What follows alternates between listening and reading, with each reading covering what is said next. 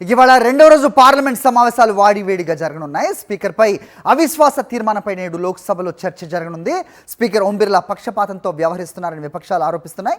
అయితే స్పీకర్పై అవిశ్వాసం చర్చకు వస్తుందా లేదా అనేది చూడాలి. నిన్నంతా కూడా పశ్చిమాసియా యుద్ధంపై చర్చ జరపాలని విపక్షాలు పట్టుబట్టాయి. ఇవాళ కూడా విపక్షాలు ఇదే బాటలో వెళ్తే స్పీకర్పై అవిశ్వాసం చర్చకు వచ్చే అవకాశాలు తక్కువే అని చెప్పాలి. రైట్, ఇదే అంశంపై అప్డేట్స్ మా కరెస్పాండెంట్ వెంకటేష్ ఢిల్లీ నుంచి ఇస్తారు. వెంకటేష్, చెప్పండి. సో ఇవాళ అవిశ్వాసంపై చర్చకు వచ్చే అవకాశం ఉందా? అఫ్కోర్స్ అది వీగిపోతుంది అనేది నంబర్స్ చూస్తే అర్థమవుతుందని చాలామంది అభిప్రాయపడుతున్నారు. నిన్న మొత్తం యుద్ధం మీద జరిగిన చర్చ, ఇవాళ ఏం జరగబోతోంది, ఏంటి మీదకి ఇన్పుట్స్?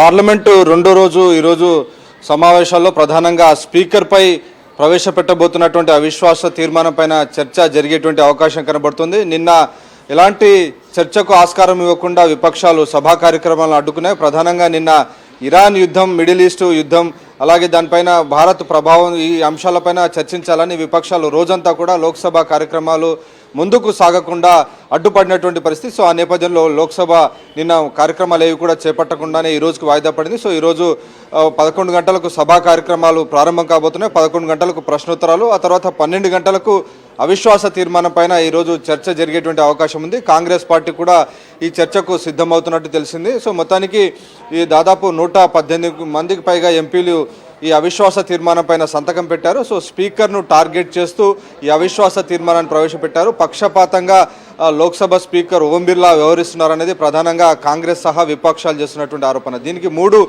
రీజన్స్ చూపిస్తున్నారు. ఒకటి, రాష్ట్రపతి ప్రసంగం పైన రాహుల్ గాంధీకి మాట్లాడే అవకాశం ఇవ్వలేదు.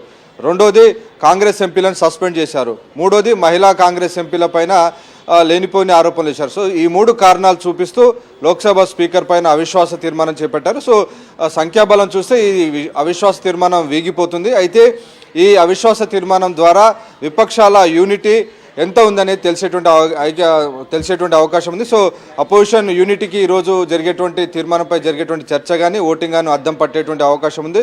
సో వీలైతే ఈరోజు లేకుంటే రేపటి వరకు కూడా ఈ చర్చ ఎక్స్టెండ్ అయ్యి ఆ తర్వాత ఓటింగ్ జరిగేటువంటి అవకాశాలు కనబడుతున్నాయి హరి. సో మొత్తానికి లోక్సభలో ఈరోజు మాత్రం చాలా వాడివేడిగా ప్రభుత్వం పైన విపక్షాలన్నీ కూడా విమర్శనాస్త్రాలు ఎక్కుపెట్టేటువంటి అవకాశం ఉంది. అలాగే తృణమూల్ కాంగ్రెస్ పార్టీ ఈ అంశంపైన సంతకం పెట్టలేదు, కానీ సపరేట్గా మరొక అవిశ్వాస తీర్మానం తీసుకొచ్చేందుకు ప్రయత్నిస్తుంది. దానికి ఈసారి చీఫ్ ఎలక్షన్ కమిషనర్ పైన, కేంద్ర ఎన్నికల సంఘం పైన తృణమూల్ కాంగ్రెస్ పార్టీ గురిపెట్టింది.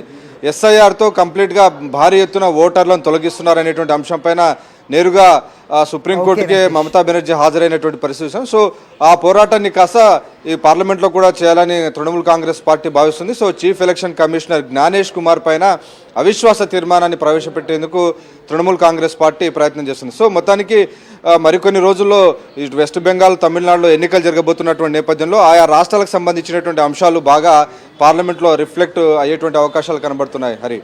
రైట్ వెంకటేష్.